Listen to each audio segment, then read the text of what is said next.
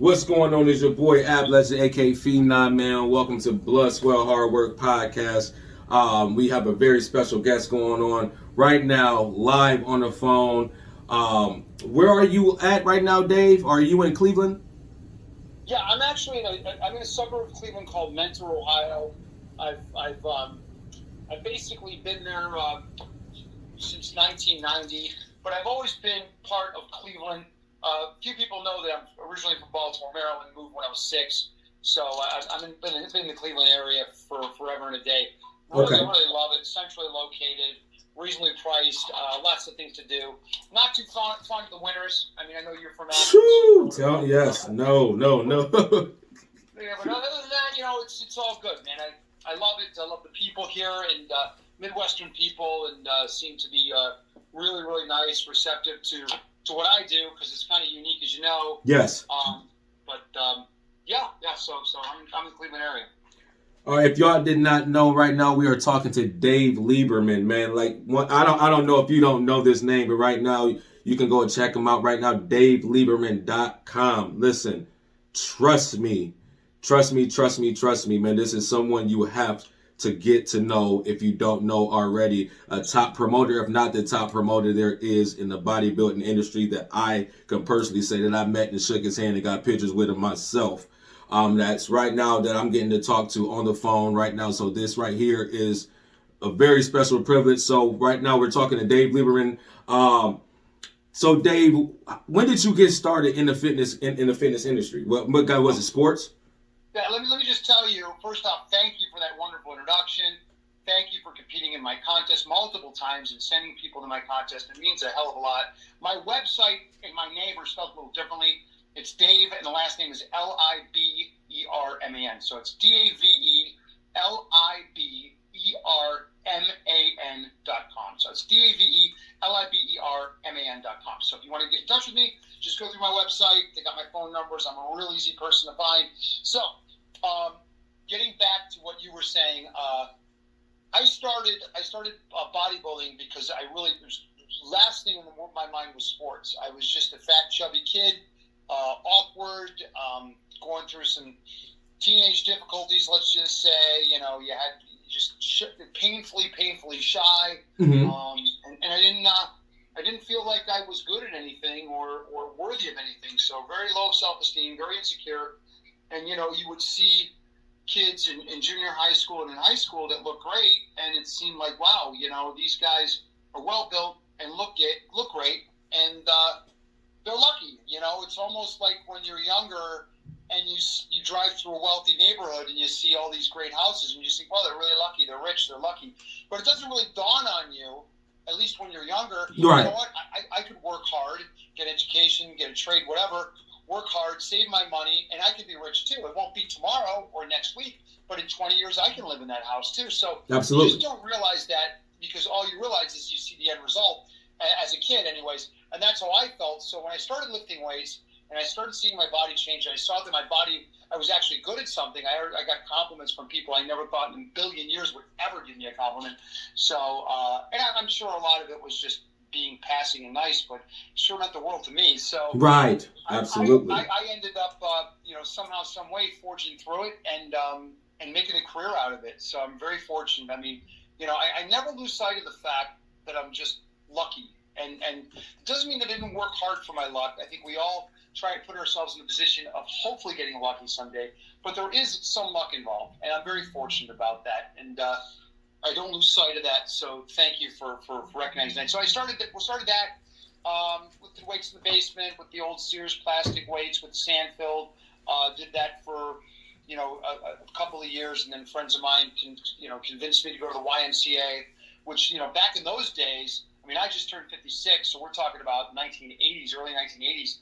There was no gyms. There was no Gold's Gym, World's Gym, none of that. Wow. Not the gym on every street corner. There was just a YMCA. So take the bus to the Y. They had a really great weight. I was very, very fortunate. This YMCA had some great bodybuilders, and it was hardcore, man. I mean, this was like right out of Dorian Yates's dungeon temple gym. I mean, it was like that kind of, and it was cool because I got acclimated to all walks of life. I mean, there was bikers in there. There was African American, white guys, all kinds of religions. Everybody was there, and they were there for one purpose and one purpose only, and that was to lift weights and to get better and to see everybody else get better too. Right. It was a tremendous part. It was like boot camp for the world, honest to God. So I always never ever lose touch of that. And bodybuilding was my escape from a lot of I would say overeating and depression, this and that. Mm-hmm. And it got me where I need to be. I owe everything to it, and honestly, I can say with 100% accuracy that it saved my life on every level. 100%. Same thing here. It's crazy to hear you say the YMCA was the gym that started it all. There was no gyms. I mean, wow. There was no Titans gyms. There was no FitWorks. There was no Gold's gyms. There was no Powerhouse gyms. There was none of that. There was just a YMCA. Wow. It was as simple as that. So you either lifted weights in your basement somewhere, which is what I was doing, or you joined the Y.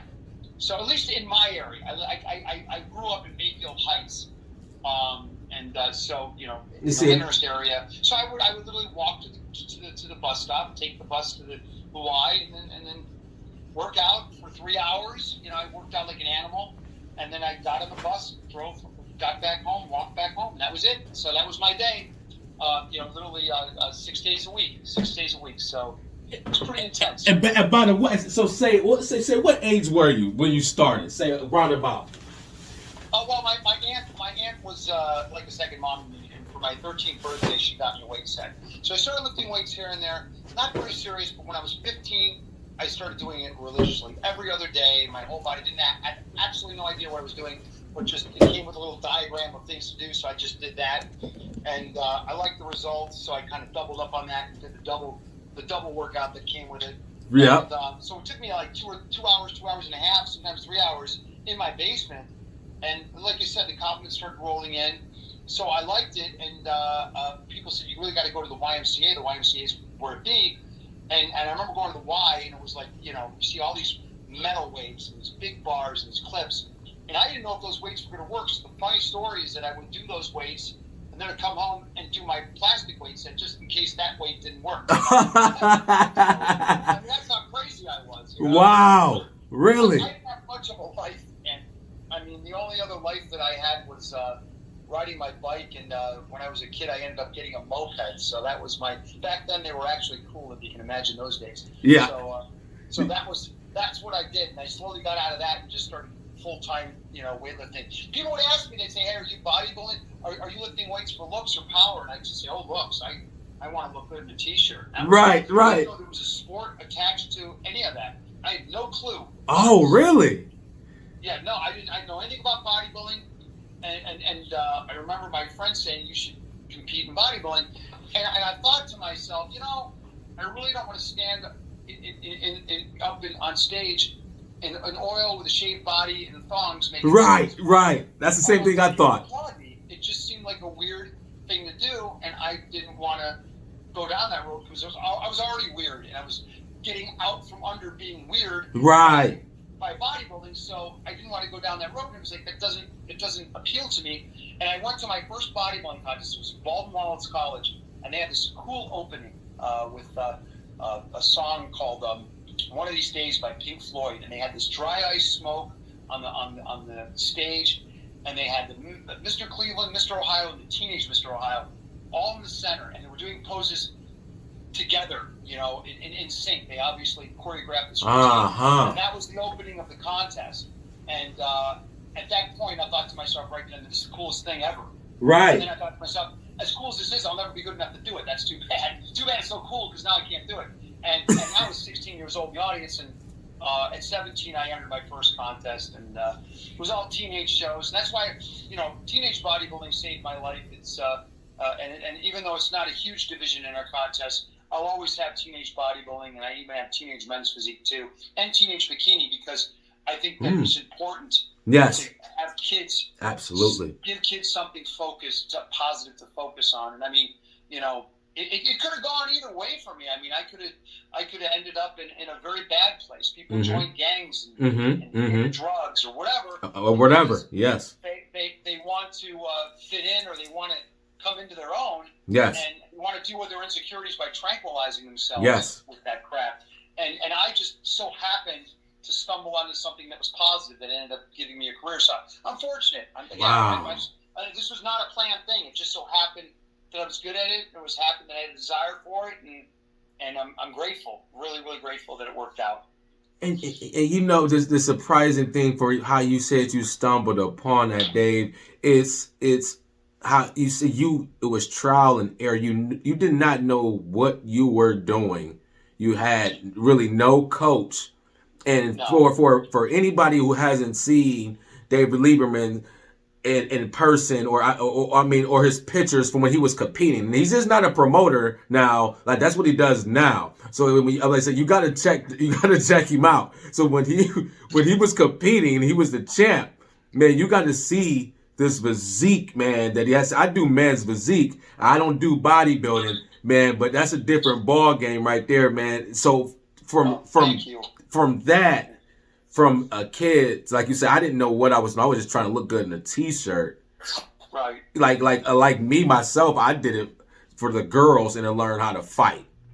I knew like I'm a small guy, and I knew it was pretty much I've been fighting my whole life, and most people were bigger than me. So when I got to learn about working out some, it's pretty much as it gets stronger, because I was a tiny, scrawny kid. So I mean, that's a story. I mean, a lot of people come from that background. Some people come from the background of being former football players, and now they wanted something to do. I get it. You know, I mean, to tell you the truth, I mean, you know, everybody gets their turn in the barrel getting picked on or getting bullied, and I certainly am no exception. You know, I've been on the receiving end of that shit, and it sucks. It's right, absolutely, and it sucks. Sticks with you because it kind of robs your soul of your masculinity, because you know, somebody just tortured you, and there's really not a lot you can do about it. Yeah. But the one thing about bodybuilding that was good is that you bodybuild not to fight, but that you didn't have to fight, because you were so big and so and looked like such a you looked like somebody not to tangle with. Absolutely. So people didn't mess with you. Absolutely. It was as simple as that. So it wasn't like you got to be big and beat up on bullies. It was like the bullying stopped. Absolutely. You were just getting that. It was almost like putting a gorilla suit on. Honest to God, you know. Because, and I mean, I get it. You know, on some level. I mean, I'm not saying everybody, because I know this is going to sound bad and it's not. But I mean, we all have a little bit of damaged goods from our lives. You know, I believe 100%. And it's hard to deal with that. You know, it's like, okay, you could deal with it, but like I said, you could deal with it a negative way and tranquilize yourself with drugs and alcohol and blah, blah, blah, and end up in a very, very bad place. Yes. Or you could deal with it and overcome it. Yes. And as you overcome it, you become a better person. 100%. You grow and you could, and that kind of tenacity and that kind of attitude can go all the way in your life, not just in the weight room, but not just in the weight room. Yes. Bodybuilding at the YMCA was like boot camp for the world for me. And I firmly believe that, because I can apply all those things I learned in the real life, whether it's business, whether it's relationships, and I can be successful at it. So and you did. Kind of the story. And that's true. And I'm a true testament to that, which you're saying, how you translated the different things in life. Before someone, myself, I'm 37 years old. I was born in 84. I didn't know nothing about bodybuilding, and like I say, as we briefly spoke, I started working out in prison, so I really didn't understand. I was doing it a different way, and I seen it. I don't know what it was, but it was a switch that cut on and said, I can do something with this. And then I found out about you, because I'm from Cleveland. And I didn't know what was going to happen. Just like you said, I just ended up going to a show, and I said, wow.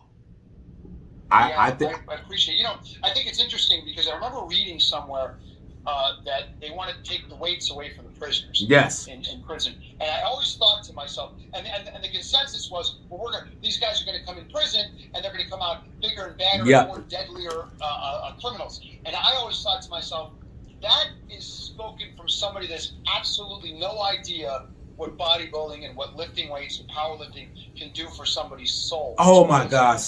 Yes. And it's too damn bad, because I was thinking to God that wouldn't happen, because, I mean, if you can just put all that energy into something positive and you start feeling better about yourself, and you can take that anger and that aggression, whatever got you into that spot in the first place, and put it to something positive, your life can completely turn around. So absolutely. I'm hoping they never did that. I'm hoping they didn't, and I'm glad that they didn't in your case for sure, because look where you're at now. You know, so it's a good thing. You know, Dave,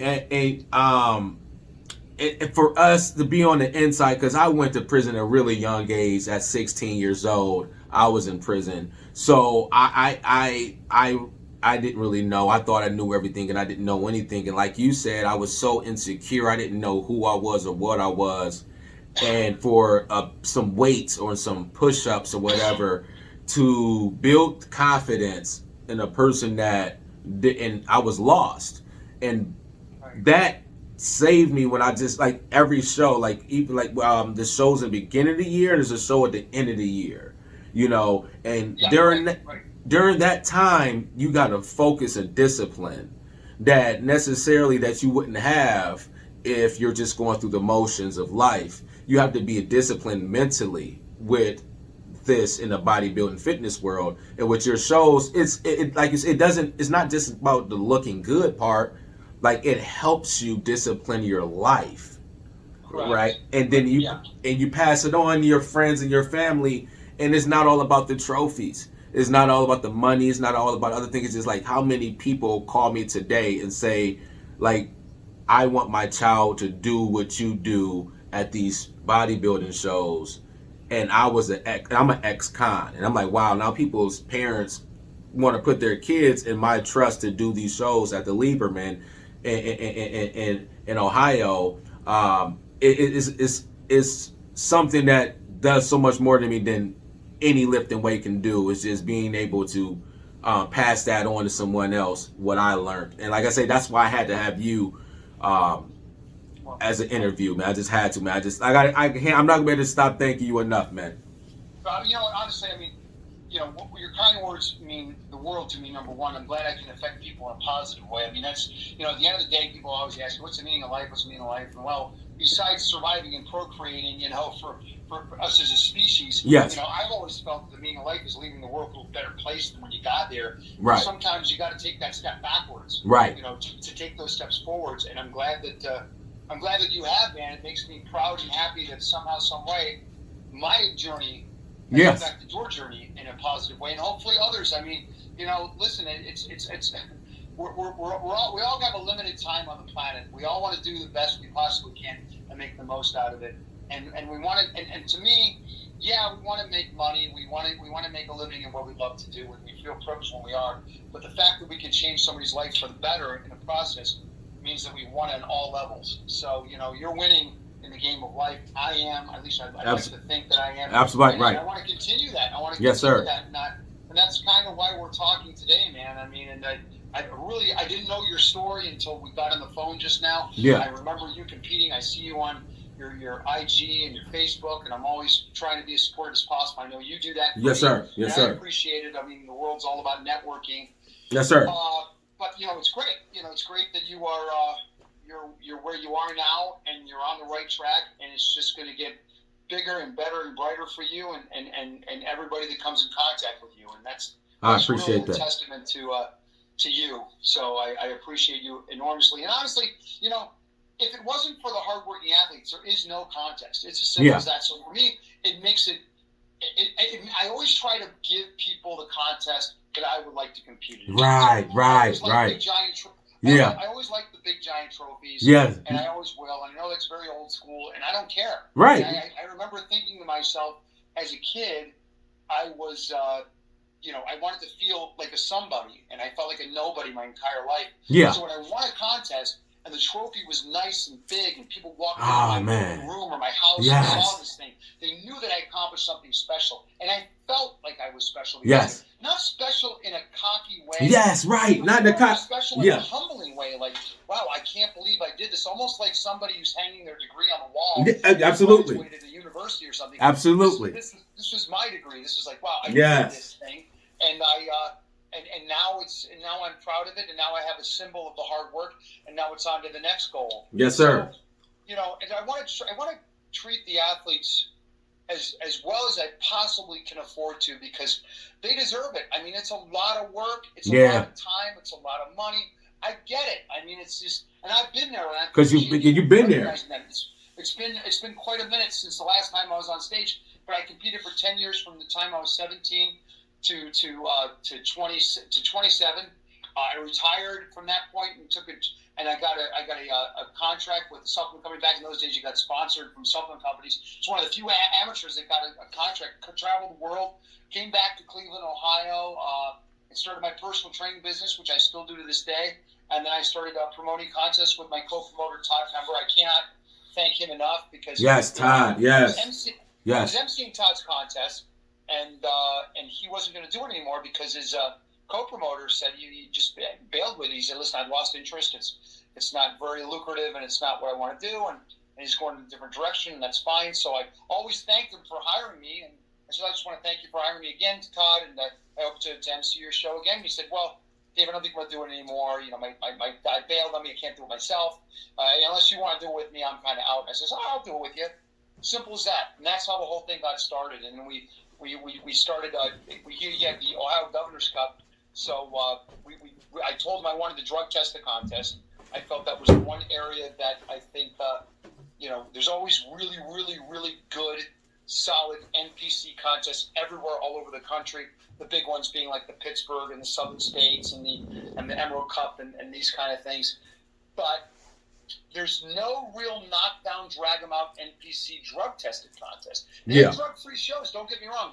They had, and now that's what I love about the NPC. They give you a choice. You have a freedom of choice to, some people have to be on hormone replacement therapy, and they can do contests that don't incorporate testing, and there's other people that just want to have that parameters, because Absolutely. they don't want to go down that road of enhancing themselves with anything illegal or anything that could possibly harm their health. So they go that route with us, and now we gave them that opportunity. Right. So anyhow, I said, "Todd, I want to drug test the shows." He says, "Okay, how you can afford that? That's expensive." I said, "Well, let's get some sponsors." So I started working on sponsors, and that grew to be somewhat of an expo level. And we had some really big venues. I mean, we ended up going from Lakewood for like 15, 20 years, and then we went to Cleveland Public Auditorium for 5 years. COVID knocked them out, and Wow. We ended up landing back where we started at the Lorraine Palace Theater. And I got to tell you, it was a blessing in disguise. I mean, really? Some things happened for a reason, and that was it, because people love that venue. I love the venue. It's spectacular. With COVID, we were limited anyways, and we can fit vendors in there. We can't fit 100 booth expo, but I saw those numbers dissipating too, not just at my contest, but at everybody's contest when it came to vendors. So I realized we were kind of growing into that venue anyways. So this just kind of fast motioned it, and I'm happy. It worked out, and I've gotten nothing but.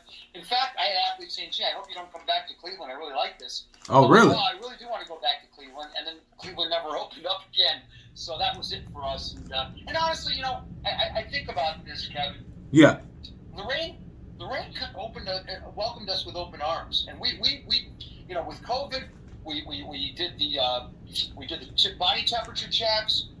We made everybody wear a mask when the mandates were there the last few times. We socially distanced all the sponsors, all the athletes. So we did everything to the letter, and to the best of my knowledge, nobody got ill. So it worked out well, and I'm so glad that they had faith in us that we would do a good job like that, because we were getting turned down from vendor after vendor, venue after venue after venue. And I get it. It was a global pandemic. Right.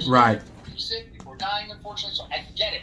Right. So it's not that I wanted to put anybody in harm's way. Right. There was a way we could do this in a healthy, safe way. Same thing with keeping the gyms open. I felt the same way. Yes. I'm not discrediting anything when it comes to COVID, but I do feel that there's a way to have gyms open safely in a healthy environment. And obviously there's got to be some new rules and regulations, and they did it, and it worked. And it worked. And everybody's healthier. Now they have their immune system and all that. So yes. Anyways, I didn't want to go down that road so deep, but I just wanted to kind of get that. Oh, no, it's okay. It's okay. We're at Lorraine Palace Theater now. It's 20 minutes due west of Cleveland. It's a fantastic facility. We've got a great hotel a few miles down the road. You got to drive, though, so it's not that close. But it's reasonably priced, only $129. Courtyard Marriott in Elyria, plenty of restaurants, plenty of stuff to do in the area. So it's great. Athletes love it. Sponsors enjoyed it. Fans liked it. So free parking. I mean, just little things like that. Right, you know? So, right. And the next show is October 2nd, right? Yeah, October 2nd, the NPC Natural Northern USA is October 2nd at the Lorraine Palace Theater. And I'll give you an exclusive. Our next spring event will be April 2nd. So okay. Y'all hear that? Yes. So we're excited to have as many people as possible. You know, we have contact. We have people. I will let you know, the athletes come from all walks of life. I mean, we got people who are first-time competitors. Yes. We have true novice divisions for that. As an example, for bikini, you know, I know word on the street is Liberman show's so huge. Well, yeah, we have a big contest, and I'm proud of that. But we also dissipate those numbers by having more classes and more opportunities. Yes. For instance, we have 8 classes for bikini, 8 open classes, which means the people that there's more opportunities to get nationally qualified. There's more opportunities to get top 5 awards, big giant trophies. For the novice, for competitors that never ever placed first in an NPC contest, we have 6 novice. And then in the true novice, for bikini competitors who have never ever competed in an NPC bikini division, we have 3 classes, and they're all divided by height.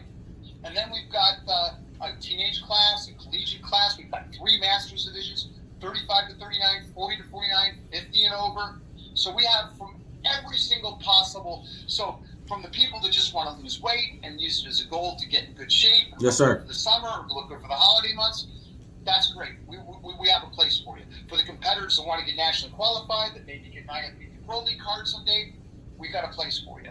For competitors that just want to have fun and just want to enjoy themselves and celebrate their health and fitness and make it a goal every single 6 months, we got a place for you. Got a place. So that's what it comes down to. We're a national qualifying event for the NPC. Typically, it's top 2 in the open that are qualified, but I believe this year, due to the COVID restraints, they made top 5, which is nice. So top 5 are qualified for the end of the year. Oh, that's awesome. That's awesome. Qualified for 2 years. So that's awesome. Yeah, and we're going to still do the giant trophies. We've got beautiful gym bags, compliments of Redcon 1. We appreciate it. Our title sponsor is Muscle Vodka. They are just absolutely fantastic. Okay, Muscle Vodka. Shout out to Muscle Vodka. Yeah, she's wonderful. We've been fortunate. She actually, her name is Grace Gillespie, and she won her class in our contest and won the Masters division in bikini eons ago, way before Muscle Vodka was even a thought process. And she's never forgotten us, and I appreciate that. And she's been just wonderful. In fact, she supplied muscle sanitizer. She started muscle sanitizer. So she kept everybody healthy and safe. That's one of the reasons why nobody got sick from my show, to the best of my knowledge. Right. She sprayed the hell out of it throughout the entire day using her muscle sanitizer. So we're really happy. And by the way, even after paying us for title sponsorship and doing all the things she did for us, supporting us financially, she donated that for us. So she donated that to keep people safe and healthy. So that's kind of high quality person. Absolutely. Yes. So we couldn't be more thrilled to be in partnership with them as title sponsor. And that's one thing that I as like I said, a competitor that's been doing this for multiple years. And every time I go, whether I'm in the show or I'm just a spectator at every one of your shows, your trophies and your bags, man. I do multiple. So I've been to multiple places, Dave, and man, I'm not just making this up, man. Your shows, hands down, has been the best show I've ever done, and I've done all different organizations, different NPC shows, because I love the experience. And and I get to see, as just myself, because I throw events myself, like just to see what it takes to get it running, like you have it running. Like you said, from going to venue to venue to venue, they have the sponsors and the vendors, and to have like the production, like the pictures, man, once you're done, and lighting, everything that you do and how you talk to everyone that you walk by. Everyone knows who Dave Liberman is, man. Well, I appreciate it. I mean, everybody's special to me, and I'm not just saying that. I mean it. I really appreciate it. Oh, I can tell. You know, the idea, when you're in the industry, like you said, you put events on yourself. So when you're in the event industry, you get a brand new appreciation for what goes down. Because the hope is that the fan comes in and sees their loved one and or whatever reasons they're there. Yeah. And it's seamless. They just think like, oh, they coming in and it's like when I go to a rock concert, and look, I have a great time. I don't see the rehearsals. Right. But I mean, can you imagine writing those songs, producing those songs, yes, with the record companies, trying to figure it out, looking at all kinds of possible, legalities in order to get this thing out there, to market your stuff, the list goes on and on and on. Yes. Meanwhile, as a fan, yes, I just paid my $50 to go stand there and yep. see the band sing some cool songs and go home. And so I don't realize, because I'm in the industry, I'm in the event industry, I do have a newfound appreciation for what these people do to get that going. But for the most part, the hope is that people don't see that. They make it seamless. I specifically put stuff on my Instagram and my Facebook of loading up trucks and all yes. that. I think that if people see that, yes. they grow an appreciation. Yes. It's like looking behind the scenes. Yes. It's like, okay, and you don't have to look at that either. You can say, I don't care about them loading a truck. What do I care? But someone like me, someone like me notices that, and I have a lot of friends today, and I'm really me. Like I have a lot of friends, and we talk about you and your events all the time, and because that's something we get to look forward to. Whether these are individuals who've been talking about it and still haven't done it yet, but they still come to me to this day and they talk about your shows to this day, and they've been there, they didn't seen them, and everybody know how amazing they are, and for that, with you, you're not even around, I appreciate it. Thank you. So it means a lot to know that. Yeah. The success kind of speaks for you. Every time I go to the host hotel or wherever we're having the check-ins, I see this long line of competitors checking in. My heart skips a beat. I'm like, holy crap, these people really love this. Thank goodness, because you don't know. You don't know. You kind of got the entries in, so you get this idea that it's going to be successful. Yep, you have an idea. That's it. Absolutely. But until that's a wrap. Yep. And the final curtain comes down, and the last person got their overall trophy, and everyone's heading to the restaurants to enjoy it and celebrate their evenings. You just don't know if it was successful or not. Yep. It's so stressful. Oh man. But it's appreciated beyond words, honestly. Yes. My co-promoter and I, we spend literally every day we talk to each other, and sometimes multiple times a day. Yeah. Just little things. Today we were ordering more entries so we could pass them out at the upcoming contests in the area and mail some stuff out. So we talked about how many we're going to do, and then we printed, and we're going to fold them once, we're going to fold them twice. Yeah. So we save the money on folding them and just have us fold them. Stuff like that. Ain't that the truth? Shout out to Tom Pimp. Yeah, shout out to Todd, man. Yes, definitely. And you can see your personality and the character traits that y'all have as y'all work together as a team. You can see it is with the staff that works with your team in the back while you're getting ready. It takes so much to do what's done, and it's and like I said, just to go through I can talk all day about it because I'm getting ready for one of your shows, and when I just think about it, like even after that, like the eating after, like how you have that set up. For the competitors are going to be hungry. People's families are going to be hungry. Oh yeah, we bring cookies. We bring these giant hot chocolate cookies backstage, so you can grab a cookie. And we got one of our sponsors is Buckeye Brownies, and these guys have these brownies that are just shout out to Buckeye Brownie. And the man, he's a bodybuilder himself. But trust me, this is for celebrating after the contest, not before. Okay. Yeah. But they're just stunned. So I know. We have water. Here's an example. We have water for the athletes. We actually go to this trouble, and this is to actually bring ice in a big bucket and put the water in ice. Because I know you haven't drank water for a while. Yep. A lot of them typically restrict to their water. So yep. They want nice cold water. They don't want warm water. Yeah. They want a refreshing cold glass of water as soon as possible, as soon as you get off that stage. So we have that for you. It's just, yes, sir. And these are little things I know because yes, sir. Yeah, because you absolutely. But you mentioned our crew. I got to shout out to the NPC. Fortunately, we have a great state chairman, Rick Bayardi, and he has he's built his brand up, and they call him the A-Team, and they deserve that. That's one of the few people that name themselves the A-Team that absolutely deserve that. Yes, sir. Shout out to the A-Team. Yes, sir. I mean, when you go to this show, you've got some of the best eyes in bodybuilding judging you. Yes. You've got people like Andy Bartolovich, who judges national contests. He judges pro contests. The guy's, and he's been a head judge for years. You have people like Jesse Bar Matheson, who judge North Americans, Team Collegiate Nationals. These guys are all expediters at the Mr. Olympia, too. So the same expediters you see at my contest expedite Phil Heath and Kai Green and all these guys in and out of this on stage. So they're at the biggest shows in the world. And national shows too. So you're dealing with the best, and that's really Rick Bayardi's crew.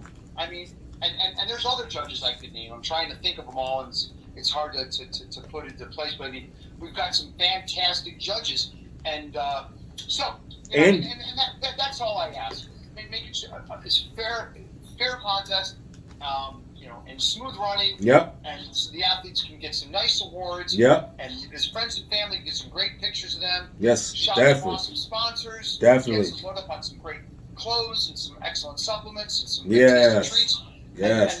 And then leave the venue and feeling good. Because at the end of the day, yes. I think that's what we're looking for. I mean, you put on events, you want people to leave feeling good. Yes. So, man. Some things will hit more of a nerve than others. Yeah. The t-shirts, they like the t-shirts, so they love the trophies, so they love this. Yes. They got some really cool stuff and a discounted rate from some sponsors. Great.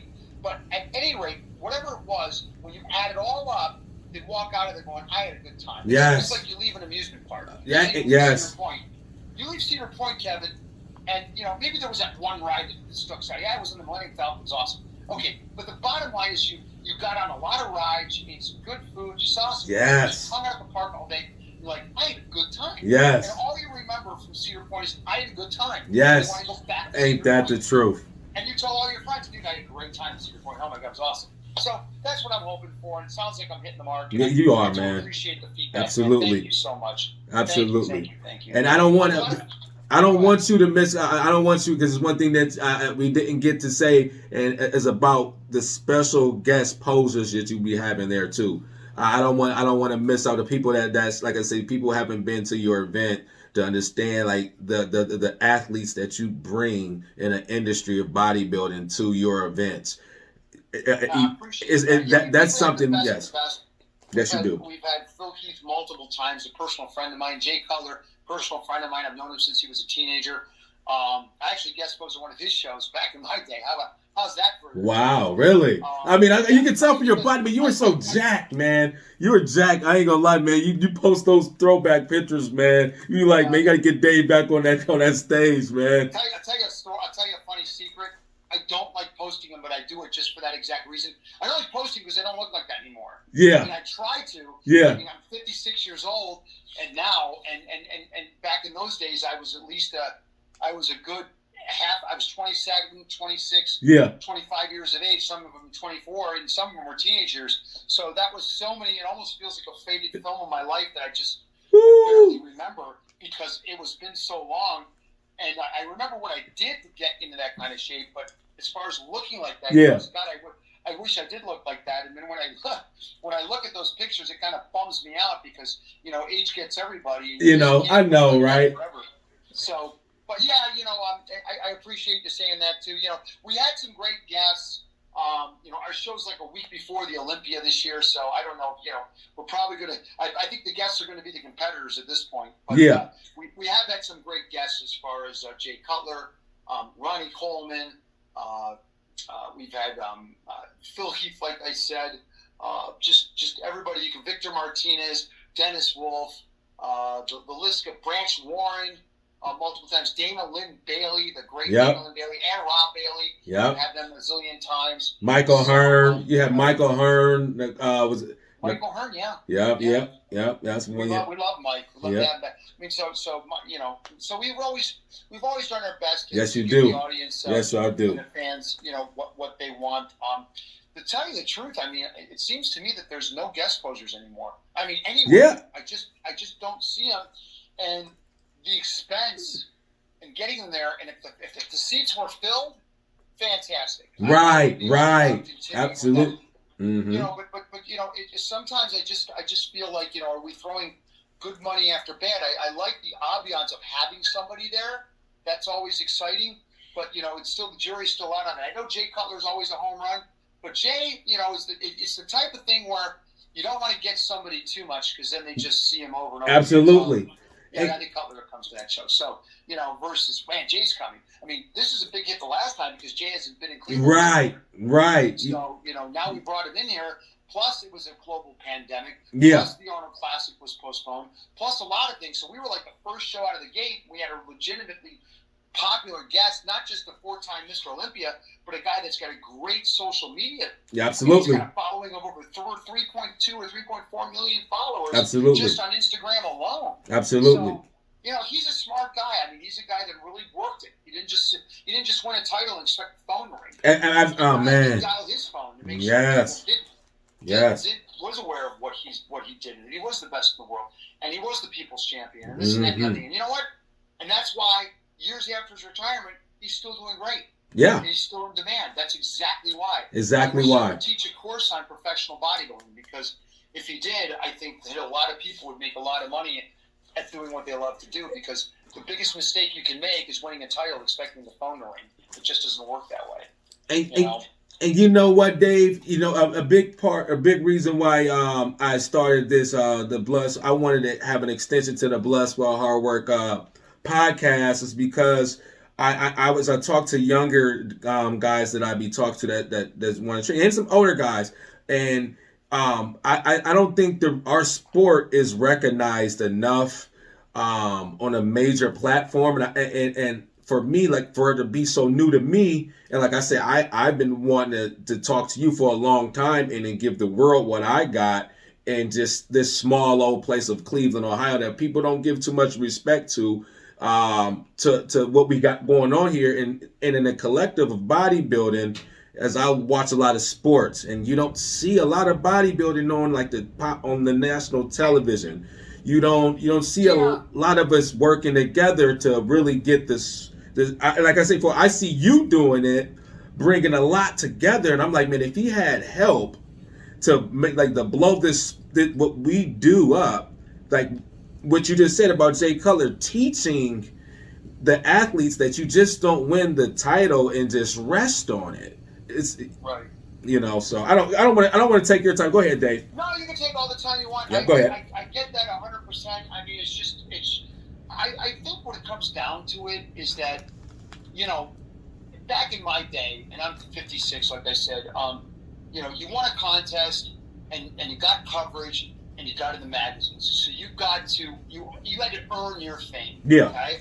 And nowadays, anybody can have an IG. Magazines pretty much are extinct at this point. I mean, they're out there, but very few people read them, and this and that. And it's unfortunate because I always loved them, but that's just the way it works. That's the evolution. That's the evolution. Isn't that the truth?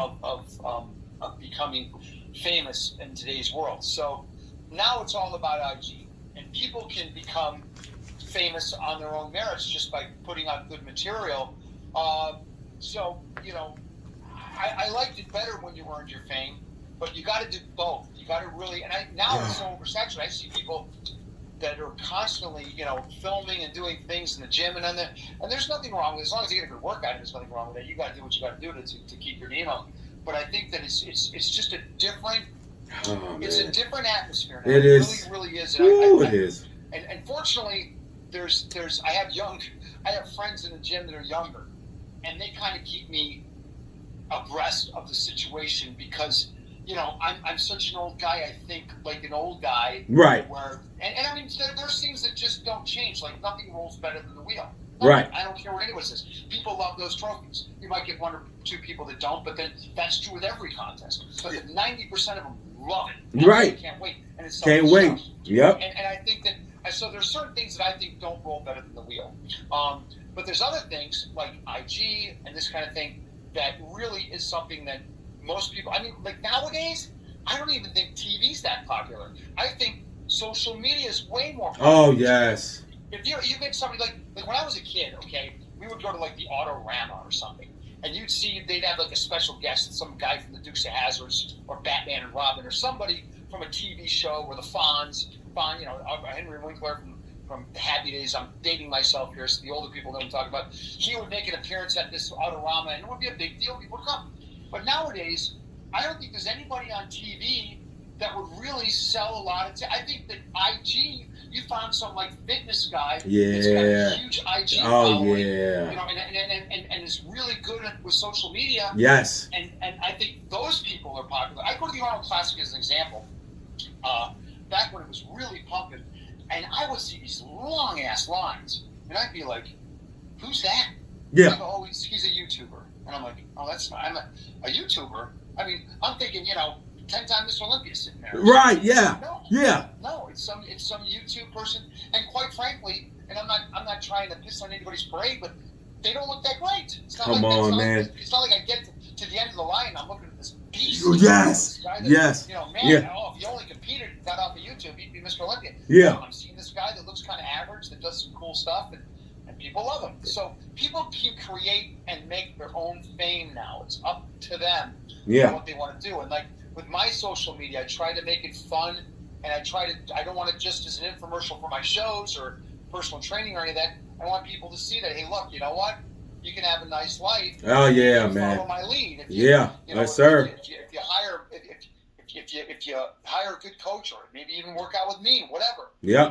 And then you go into a contest, a good NPC contest like mine, as an example. You can possibly end up with a career doing what you love to do. So that's the whole thing, and you can have fun, and you could be on jet skis and boats and in rock concerts and ball games and having a nice life and doing what you like. So that's why I kind of do all that. So it's not really trying to showboat. In fact, I'm pretty shy. I think if I didn't do this for a living, I wouldn't have any type of of social media, because I honestly wouldn't care to show the world what I'm doing. It wouldn't matter to me. But in my case, I think it's important, and I think that and it also is a reflection on your lifestyle. It's like, wow, this person takes care of themselves, their health, their well-being. If I do the same, I can have this kind of a life too. So that's the whole thing. So, anyways, and you know why you say that? I was going to quick question. I was piggyback off what you was about to say. I mean, what advice would you give someone? Like, say what advice would you give yourself? Younger yourself. Right now, you go ahead. The advice that I would do for me is what I did. Yeah. But that's got to be different advice. Like, for instance, I picked the shows that were getting the coverage. I knew if, like, as an example, J.M. Mannion was covering the shows, I would get in Flex Magazine and the NBC News if I won it. So I'd want to win those contests, and then people would see me, and I would get some sort of notoriety. So when I went to do a national contest, people knew who I was. Right. It was as simple as that. So people say, oh, yeah, that's Dave Liberman. He won the Mr. Ohio. I saw an Ironman or something like that. Right. So nowadays there's so many competitors and so much IG and so many. It's so many. It's so many. I think that you're going to get fame, but you got to have something unique. So I think that, and for me, I always took it upon myself to win a title, and only then would I go up a level. And nowadays I see people, as soon as they're qualified, they'll go to a national contest. Now, do I think you shouldn't support a national contest? I didn't say that. I think you absolutely should support national contests. I went to all the nationals. I went to the junior nationals 3 times in 86, 87, 88 before I got on. I'm sorry. I went there in 86 and 87 and before I went to the actual junior nationals in 89 and actually in 88 and when I competed for the first time. So I went there twice just to make sure I was good enough to go. And I think that is really important. And what I see from people more than anything is they kind of lost the lust for having a title. For instance, and even you said it, you're doing the Liberman show, which that's great. I appreciate you saying that. But I mean, there's something, I went to a great length to say Natural Ohio, Natural Northern USA. I think those are cool titles. Mr. Ohio, that's a cool title. And I think that in today's world, that's almost lost. It's like, I placed first or second in the Liberman. I'm doing the nationals, and I'm hoping to get my pro card. Right. And what worries me about that, Kevin, is that if they go there and they get their ass kicked, and the chances of them getting their ass kicked are pretty good if you haven't won an overall good regional title like mine. Maybe you just placed like like second or third or whatever, and you just so happen to get qualified that way. Yeah. I think at that point you can get turned off. You can say, you know what? I thought I'd be able to get a pro. There's no way I'll ever do this. I'm humiliated. I didn't get to a good job. I didn't have fun. I'm just not going to do this anymore. I'll do something else with my life. And that sucks, because that very same physique could have done maybe a show a little bit harder than the show they did and won it. Yep. And actually left the venue very satisfied. Yep. Said, wow, I won it. And I think that's what I'd like people more than anything to, number one, appreciate their titles. You know, hey, I won the Mr. Ohio. Great. That's a top. Mr. Pittsburgh. You should be very proud of that. That's a big title, and that's a good title. And that's something you can take to your grave. It's like, I'm Mr. Pitt. Listen, you can start personal training to this day. I tell people that I won Mr. Ohio, and I get clients from that. I'm not talking about, bodybuilders that want to be Mr. Ohio. I mean, I get a couple of those. But I typically get like somebody who wants to lose weight or improve themselves. They say to themselves, you know what? At one point, this dude was the best built guy in the whole state. He knows what he's doing. I'll hire him. I'll see what he's about. So it's good credentials. So I think that I'd like to see that. And then, and only then, and what I always tell everybody is, like, before you go compete in a national contest, go down there. Go down there, buy a prejudging in the finals ticket, get a VIP ticket, sit in the first couple of rows in the center. Don't be playing around on your phone. Don't sit in there texting and playing. Watch your classes and take a good look. And ask yourself, can I beat this person or not? And be objective, for Christ's sakes. Don't sit there and be delusional. Ask yourself, can I really beat this? Yeah, you know what? I'm really good. I can beat this guy. Or no, you know what? I'm not good. The best meals in the world don't taste good if you take them out of the oven too soon. So if you just go back to the drawing board, go to the gym, build your muscles, build your body up to the degree to the point where you can compete successfully, then by all means race to a national show, get your pro card, and then when you get your pro card, you not only deserve it, you're going to be a good pro too. That pro card's not going to be a retirement card. It's going to be something that you can actually use and compete and do it successfully. So that's my advice, if I can give any advice at all. That that's great advice, man. If I can say so myself, like I say, I can attest to what you say myself as a competitor and still competing. What you said was something that I would give myself advice years ago. Exactly what you said. You went, was it 3 years in a row? You said 86, 87, 88 or something like that to the junior championships, and I think the nationals, and I believe myself, I should have done the same thing. I should have went and checked it out, and then seen what it was like, because I dove right into it, and then the water was too deep for me. I wasn't ready. Yeah. And the sad thing is that you could have taken that very same physique, on to another NPC national regional show, national quality event, and you could have won. Yeah. You could have won. You could add another title to your resume, and it could be. Let me tell you a story about my junior national. I don't want to give this long-winded story, so I apologize for this. Okay, it's all right. Sixth. I was in the top 6. Got a most promising award now. I won the Midwestern America, so I was qualified. All right, and I won my class in Northern USA, so I was qualified for junior nationals. So I go to the junior nationals, and I went there. I probably should have gone to the Mr. Ohio or something a little bigger than what I was competing in, but my friends competed successfully at the junior nationals, and by the way, my friends were better than me. I just didn't want to admit that. Yeah. So they were doing national shows and I wasn't. So I wanted to believe that I was as good as them. Yes, sir. So I went to the national shows. So I went to the junior nationals in 88, got 6th place. Went in 89, didn't make the top 15, if you can imagine that. Went in 80, what was it, 89. Went in 1990, it was in New Orleans, and placed 9th. Finally, I had to get requalified. So you know what I did? I went into Mr. Ohio in 1990. I placed 2nd to Mike Francois. I go to the junior nationals. I get 9th.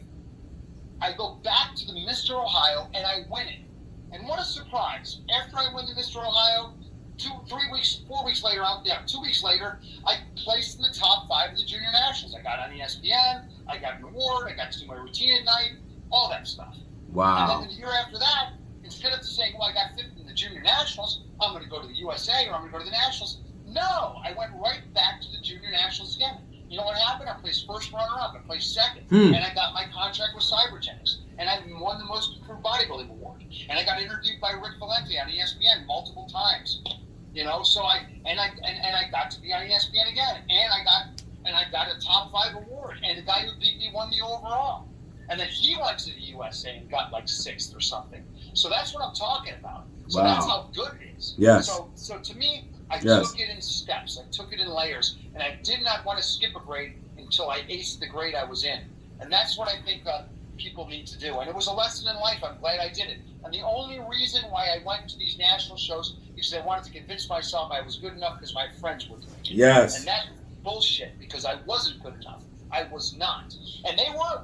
They were better than me, and I, you know, who wants to admit that? You know, you want to kind of believe that you're absolutely, won this title or that title. Absolutely, I won this title and that title, but I didn't beat many people because it wasn't a big contest. Absolutely. And when I went to a big contest like the Mr. Ohio and I won that, then I was good enough. Yes, sir. Then I started placing top 5. So that was my lesson in life. That there, and I wouldn't trade that lesson in from anything. I'm just glad that I had the fortitude not to quit because I got to tell you, when I didn't make the top 15 that one year, it was depressing. It was really depressing for me because I was lost. And then I knew what I was going to do. It was exactly, I felt the way I did when I had nothing going on in my life. I'm like, what am I going to do now? It's over. The dream is done. And it's like, wait a minute, nothing's over. Just because I had a bad day at the office doesn't mean that I quit the job. Oh, man. Say it again, Dave. Yes, sir. Yes. You know, and without having this interview with Dave Liberman and Blessed with Hardwork podcast, I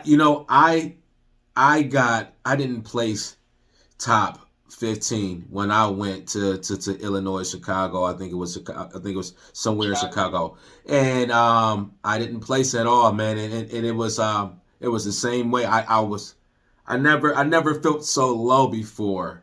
And my girl tried to do everything she could to pick me up while we were still out of town. And you know, it ended up being a bad week. It ended up being a whole bad thing. Like the car ended up breaking down. I was gone there. And it was a whole bad experience. But while we was driving back to Ohio, you know what, Dave? While we was driving back to Ohio, man, and we was just praying on our way back. And we ended up seeing like 7 rainbows on the way. Coming back, man, and they let us know that we were going to make it back to Ohio safe. And, you know, to this day, you know, I look at that to get to talk to you right now, to hear that experience from you. That is the reason why I believe, I just want to say this is why someone needs a coach or a trainer for conversations, exactly what you just said, Dave. And what you said, can you shout out your gym too, by the way, before it's too late? Can you shout out your gym? I train my clients out exclusively out of Titan's Gym in Mentor, Ohio. Titan's Gym used to be the old World Gym back in the day, and then it became Powerhouse Gym, and it was Results, and you know, it changed hands multiple times. But a guy by the name of Jeff Del Grosso owns it, and he's put his heart and soul into it. It's become his passion, and it shows. And he's owned the gym for over 20 years now, which is something to be said. I mean, in the worlds of Planet Fitness and all these other box gyms and these little Snap Fitnesses, Anytime Fitnesses, you know, a gym that size survives, and it's a hotbed. It's a hotbed for bodybuilders. It's a hotbed for powerlifters and strongmen, and above all, it's a hotbed for everybody because there's great aerobics classes, spinning classes, workouts, everything. Yes. You do it. Listen to this: $99 for 3 months for the summer months. So if you're in college, for $99, you get 24-hour fitness center. You know, that caters to you. Yeah. They're not going to kick you out because you're lifting weights. You know, good. Yeah, you know? man. They're going to actually celebrate your, and then they're going to welcome you with a lunch for that. So there's a lot to be said for that. So if you're in the Mentor, Ohio area, which is 20 minutes east of Cleveland, Ohio, stop by Titan's Gym. Say hi to me. I'll show you around. There's no way you're not going to be impressed. Do yourself a big favor and bring $99 with you because I guarantee you, when you see this place, you're gonna want to join it. Absolutely immediately. Absolutely beautiful place. Trust me, a beautiful place. And they got the for the bodybuilders that's getting ready for shows. They got you still got the room in there for posing, right? Yeah, they got the aerobics room and all that. And I do a lot of posing, so for people that want to know how to pose from bikini to figure to wellness to physique to Yes, sir. classic physique to bodybuilding. I got it all covered, man. Just come on up. We used to do these big clinics and stuff, and you know, everyone started doing them, so we were big. We had like 100 and some people that did these clinics. We had Gary Hewitt that comes in, who was a zone chairman and an Olympia judge and all that. That was great. We had Miss Olympias coming in. We had Ashley Caldwell come in. We had India Paulino come in. We had Angelica Teixeira come in. So we had some great people, and we had big turnouts. But like eventually, I think that everybody just started doing their own clinics, and the numbers dissipated to the point where it's like, you know what? I think we're at this point. We have to evolve. Like I said, I'm an old man doing old things. I got to do new things now as the old man that I am. So now I just do private one-on-one. And I actually, to tell you the truth, I actually like it a little better. Because now I do. Find that exact pose that looks great for you. Yes. I take your picture. Yes. We go over it one-on-one. We go over prejudging, finals, what to expect, mandatory poses, routines, presentations, the works. We go over crossovers, what to crossover, when not to. And let me tell you something about crossovers. It's really foolish not to. Now, for me, it sounds disingenuous because, like, everyone's going to tell you that because it's going to make money. Yeah, I am. You're right. But the fact of the matter is to take advantage of every single opportunity you have to get accolades for your hard work.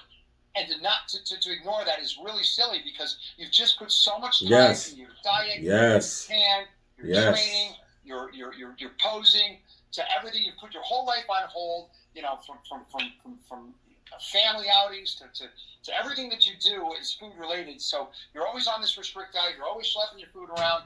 So at the very last thing you should do is the one reason why you're doing it is to skimp on that. So if you're a true novice competitor, do true novice. Don't just do true novice, do the novice too, and then do the open. See where you're at in the national qualifying event. And by the way, we give out giant awards in the open. We give out gorgeous sculptures in the accolade classes. So all the novices, the masters get those beautiful sculptures. So you get a combination of both, two different types of awards. It's really nice. So that's my point. You know, you go in there, you make a meal of it, and you see where you're at, and you get a ton of trophies. You pump it up on your IG, and you enjoy yourself. And then when you start winning those shows, not just placing, not just getting a bunch of good awards, but actually winning, then you can think about maybe doing another top regional show, or maybe trying your hands at a national contest. Maybe that's when you sell yourself. You know what? I'm really good enough. I won the overall. I walked off with an 8-foot trophy. That means I'm good. That means I'm good enough to 8-foot trophy. Take it to another level. So yes, sir. 8-foot trophy. And I remember when I got second in the Mr. Ohio to Mike Francois. All I could think about is winning that contest the next year, and I'm glad that I did. I wanted to be state champion. That meant a lot to me. Yeah. And I would hope it would mean a lot to other people as well. So definitely. You know. And a lot of great contests coming up in the NPC. A lot of great contests. I think they got North Coast coming up, and then they got the Julie Palmer Ultimate Showdown. I think the week afterwards, and then we've got my contest coming up. We've got a bunch of national shows in Pittsburgh that are coming up. So you got some great events all over the map in Ohio and surrounding states. So please check it out. Support the NPC. Once you have your NPC card for the year, you're good for the year. All you have to do is pay the promoter an entry fee, and you got your shoes, you got your suit, you got all your stuff. Hell, all you got to do is throw on some tan and you're in. Yes, sir. Yes, sir. Get to it. Just get to it. Live the dream and work for those goals. And above all, have fun. Don't lose sight of having fun. Please. That's what the whole thing's about. To celebrate your health and fitness. Absolutely. For your hard work and to have fun. That's it. And you can definitely see that on your social media. Make sure you shout out your social media real fast and let them know where to see me. Because I mean, like I said, it's just not about the working out, man. Once you see Dave's social media, you see this is what comes with the lifestyle. Just sticking to it, just being a great person. Shout yourself out. Yeah, my social media is really, I don't hide under anything clever. I'm not like Mr. Big 56 or something. I'm simple as that. I'm Dave Liberman. That's D-A-V-E, and then last name is L-I-B-E-R-M-A-N. So it's L-I-B-E-R-M-A-N. First name is Dave, and I'm on Instagram and Facebook. I got 1 million Facebook requests, and I've been kind of tardy at it because I'm like, I'm not up to my limit, but I got like a little over 4,000. So I'm very, very. So if you want to be friends with me, just do me a favor. Just send me a private message. Hey, Dave, I want to do your show, or I want to sponsor your show, or I want to see your show, or whatever. And no, I'm interested in working with you as a client. Just wherever it is, let me know, and I'll accept your friendship. Not a problem. But I have an open account. I don't hide from anybody. So you can check my stuff out, whether you're friends with me or not. If you want to creep on me, creep away, man. It doesn't matter to me. And with my IG, it's limitless. They allow you as many followers as possible. So that's Dave Lieberman as well. So, go to my IG, go to Facebook, and we also have an event page. The event page is it's just it's the NBC Natural Northern USA. So just go to my website. You'll see all the stuff, and then request me on IG, or follow me on IG, or request me on Facebook. And again, nothing is private. I'm the open book that you would hope to get from everybody. So, just check me out, man. Love to hear from you guys, and I'd love to see you October 2nd at the Lorraine Palace Theater near Cleveland, Ohio, 20 minutes west. And you're going to get beautiful gym bags, awesome T-shirts. I got some really cool artwork. I designed the artwork and stuff with a friend of mine, Scott Toom, helps me with the artwork, and he's awesome. But I send him the designs that I want, and he cleans it up quite a bit. But every little nuance is in every I is dotted, every T is crossed. So we try to make it fun, as appealing as possible. You'll love it. There's even a bar at the venue. We set popcorn at the venue, as well as all the other bodybuilding treats that you're growing accustomed to, man. So we'll see everybody there. You can download an entry. You got to send me your entry in with your money order. That's how we do it. Tickets you can order online, but not those entries. Okay, you got to print it off. We're old school. Send it off with a money order. It's $120 a class. It's worth every penny. Trust me, I'll make it worth every penny. And money orders only for payments. List every single supplement that you used, legal, non-prescription supplement that you've used in preparation. Use that in the space provided, and send it to us with a copy of your driver's license. Okay? Now, we get some questions about testosterone replacement therapy and hormone replacement therapy. Not allowed.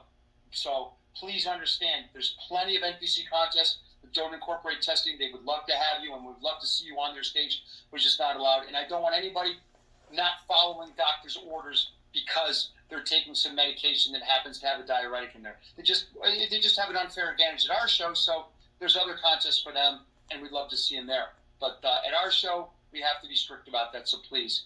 If it's not allowed in the Olympics, it's not allowed at our show. Supplements are allowed. Anything legal over the counter that you can get at like GNC, or and by the way, shout out to GNC in Chagrin Pavilion. They're our official GNC sponsor. They're great. Please go down there. Chagrin Pavilion on the east side. They'll cut you a deal. They're great. Guy's name is Dan Jerome. He used to be a competitive bodybuilder. Actually owned the Animal Kingdom gym back in the day. Great guy. He will hook you up with all your vitamin needs. I also have a great friend of mine, Angela and Kristen Francis. Right next to Titan's Gym in Menor is Fitness First, Ultimate Sports Supplements. They've got some great, cool apparel. They've got some really cool bodybuilding supplements. All the stuff they sell is all fine. You're not going to fail the drug test. Just list it on the on your entry form. Okay, and send that off to us as soon as possible. Tickets are available now. Prejudging 25, finals 35. First come, first serve. When we're out, we're out. So get those tickets as soon as you can. And you can get them right through my website, davelumen.com. Okay? Y'all heard it right there, man. The man, the myth, the legend himself, Dave Lieberman, man, on the Blood, Sweat, Hard Work podcast is your boy, Ab Legend, a.k.a. Phenom. You know, man, I'm trying to bring you nothing but the best, man, and I had to start with some heat. And right now, man, I just want to just say thank you so much, Dave, for coming on here and just giving us some of your time and some of your knowledge. People are just, when you don't understand until a person is no longer here. As we talked just a little bit right before you mentioned someone passed away. I didn't know if I can bring it up, but you mentioned something. It's precious. Life is precious, and to have you on this podcast right now is a total blessing to me and all the Thank you. competitors. Thank you for that. Thank you. Yeah, it's just, I mean, time's ticking away, dude. It's just, we're on this planet for a brief period, so you make the most of it. And you try to leave the world a little better place and touch people's lives as much as you possibly can. And that's to me, that's the meaning of life, at least by my definition. So I hope everybody takes heed of that, and I hope everybody has a great life, a healthy life, and a happy life. And I hope I hope that the happiness we bring in the fitness community can come your way, and we can see you October 2nd. And then if you're sitting that one out, you can come watch the show. And April 2nd will be our Natural Ohio Championship, which is open to anybody in the United States. You don't have to live in Ohio. So that's awesome. Okay. That's awesome. Listen, Kevin, I appreciate